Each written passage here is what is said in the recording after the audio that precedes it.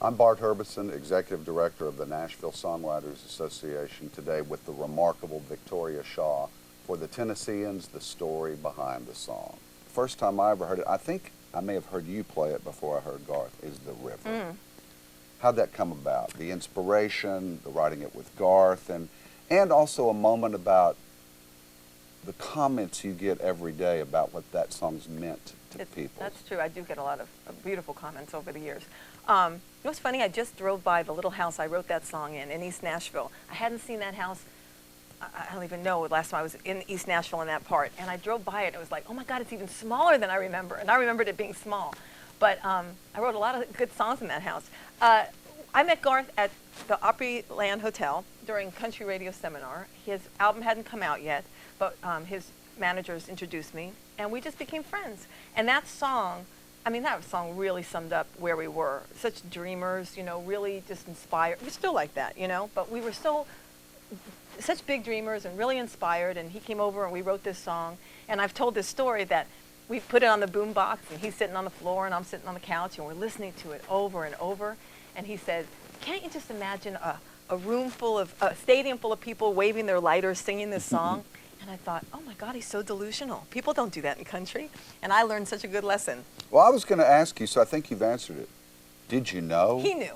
Well, I thought it was... First time I heard you play it, I That's knew. Nice. It's just one of those. I write differently with Garth than I write with anybody else. And Garth brings a more folky, acoustic style to my writing. Really interesting. We were both huge James Taylor fans, and still are. So if you hear that song, you can hear a lot of James Taylor influence on it. Matter of fact, when James inducted him recently to that CMA Hall of Fame, we told him that we totally just took all his stuff, and he said, that's okay. He goes, I rip off everybody else. And it's not ripping off, it's paying homage.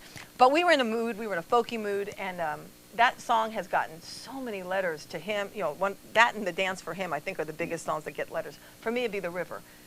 Funerals, graduations, people come up to me and say, I came to town listening to that, that gave me the courage to leave my day-to-day job and come to Nashville. It's audio inspiration. That's sweet. Where did the idea come from? Just a little moment about you're in the house in East Nashville, we're in you're the sitting around talking yes. as songwriters do, and this moment had to occur. 2 hours after looking at each other, we were blank, so blank. And so finally he said, you know what, let's just take a break. What are you listening to? What are you listening to on the stereo? And I just bought this new James Taylor record at CD. So I put it on, and we were just listening to it, and it got us in a mood. You can listen to music, and it takes you somewhere else in your head. Right. It just frees up your brain.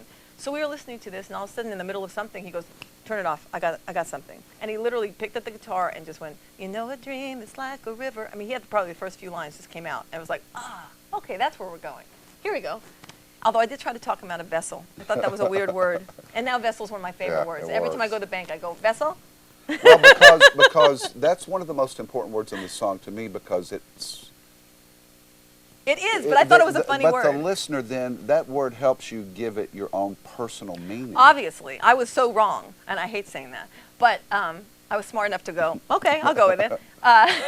It was a special song, but to me, it was just this little quiet, folky dream song, but then you have to understand, when Garth finally cut it, he was supposed to cut it on a second record, and then he called me and he goes, I'm sorry, Vic, it just didn't work. And I thought, well, there goes my chance to be on a Garth record.